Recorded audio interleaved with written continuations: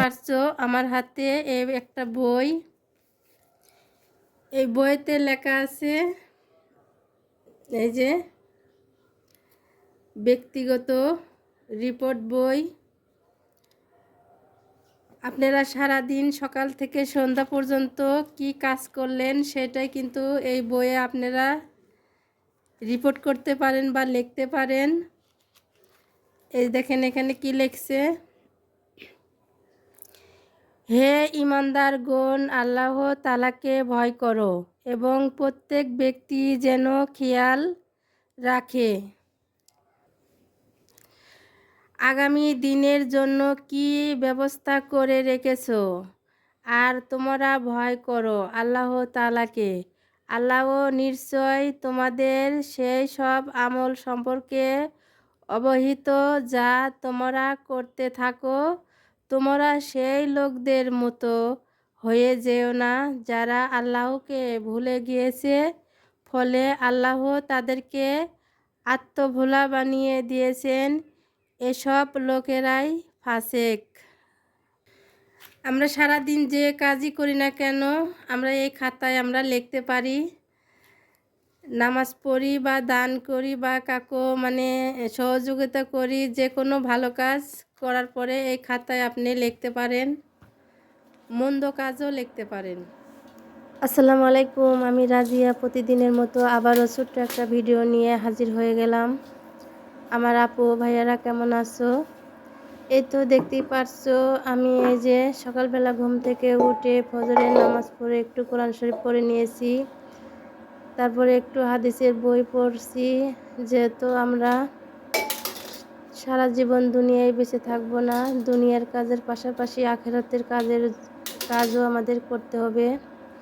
দুনিয়ার সঞ্চয় যেমন দরকার আখিরাতের সঞ্চয়ও তেমন দরকার। তাই আমি আমার আপু ভাইয়াদেরকে বলি আমরা দুনিয়ার কাজের পাশাপাশি পরকালেরও কিছু কাজকর্ম আমাদেরকে করতে হবে। আর এই যে আমি চলে আসলাম চুলার পাড়ে। আমি প্রায় আপুদের ভিডিওতে দেখি এই ফুলকপির পাকোড়া, তাই ভাবলাম আমি আবার বসে থাকবো কেন, আমিও ঝটপটে তৈরি করে নেই। আর আমি ফুলকপির পাকোড়ার সাথে ধনেপাতার পাকোড়াও তৈরি করব। আর আমি কিভাবে পাকোড়াটা তৈরি করি সেটাই আপনাদেরকে দেখাবো। পুরো ভিডিও দেখবেন, অবশ্যই লাইক করবেন, আর ভিডিওটা ভালো লাগলে সুন্দর একটা কমেন্ট করে জানাবেন। এই তো দেখতেই পারছেন আমি এই যে ফুলকপিগুলো সুন্দর করে পিস পিস করে কেটে নিলাম। এখন আমি এই যে লবণ আর হলুদ দিয়ে ভাপিয়ে নিব হালকা একটু সামান্য। এই যে আমি চুলায় পানি কড়াই দিয়ে দিয়েছি, কড়াইয়ের পানি দিয়ে দিয়েছি, একটু পানিগুলো গরম হয়ে গেছে। এখন আমি এতে দিয়ে দিব একটু লবণ আর হলুদ কালারের জন্য।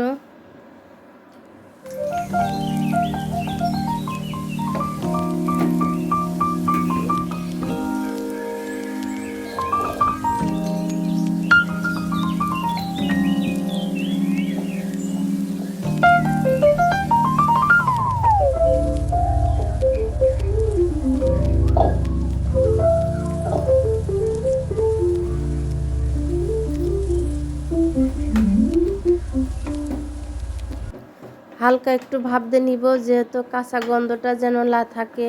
আর এই যে হলুদ দিয়ে দিলাম যাতে কালারটা সুন্দর আসে। আর আমি এখন এই যে কয়েক টুকরা রসুন, একটু আদা আর পেঁয়াজ ছিলে নিতেছি। এগুলো সুন্দর করে পাটায় বেটে নিব। যেহেতু পাকোড়া একটু বাটা দিলে পারে জিনিসটা খেতে ভালো লাগবে।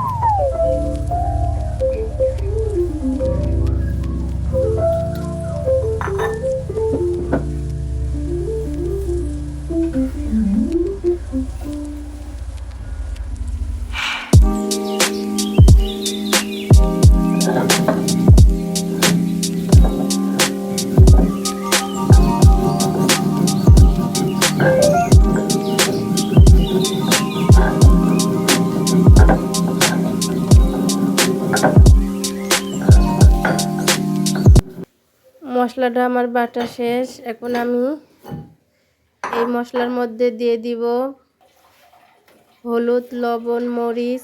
আর এই যে অলরেডি আমার এই যে কপিগুলো মানে ভাপ হয়ে গেছে, সিদ্ধ হয়ে গেছে। আমি এই যে চালুনে ঢেলে নিলাম পানিগুলো ঝরানোর জন্য।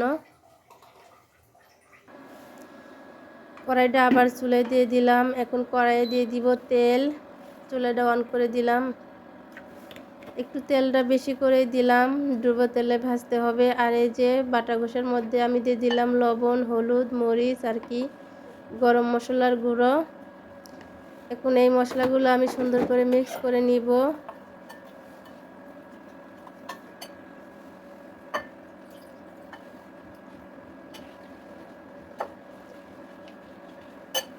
যেন দলা না পেকে যায়, সুন্দর করে চামচ দিয়ে যে মিক্স করে নিলাম। এর মধ্যে দিয়ে দিব এখন আমি চালের আটা, আতপ চালের আটা। যেহেতু আমার ঘরে বেসন নেই, বেসন হলে ভালো হয়, এই জন্য আমি চালের আটাই দিলাম। চালের আটা দিয়ে ভাজলে কি হয়, একটু মুচমুচে হয়। আর এই যে আটাটা আমি একটু হালকা গরম পানি দিয়ে গুলে নিলাম। এই যে এখন আমি এই যে সুন্দর করে ডুবে ডুবে ভেজে নিব।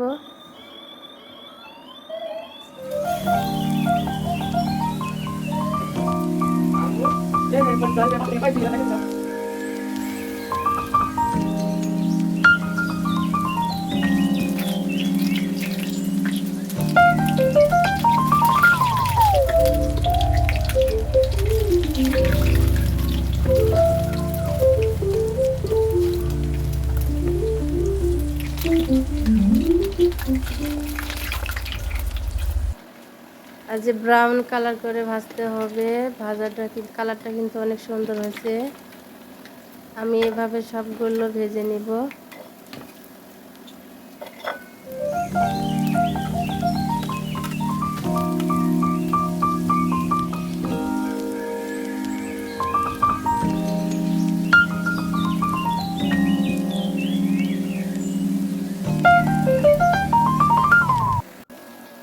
ফুলকপির পাকোড়া ভাজা শেষ। আমি এই যে ধনের পাতা দিয়ে ভেজে নিতেছি। আর পাকোড়াগুলো এত মজা হয়েছিল, জাস্ট ওয়াও, কি বলবো। চুলাপাট থেকে আমার ছেলে মেয়ে খেয়ে নিয়েছে। আর এই যে দেখতে পাচ্ছেন, আমি ধনে পাতাগুলো আগেই পরিষ্কার করে বক্সে ভরে দিয়ে দিয়েছিলাম ফ্রিজে। সেখান থেকে বের করে আমি এই যে আটা মানে সুন্দর করে আটার সাথে মিক্স করে নিয়ে তারপরে বড়ার মতো করে দিয়ে যে ভেজে নিলাম।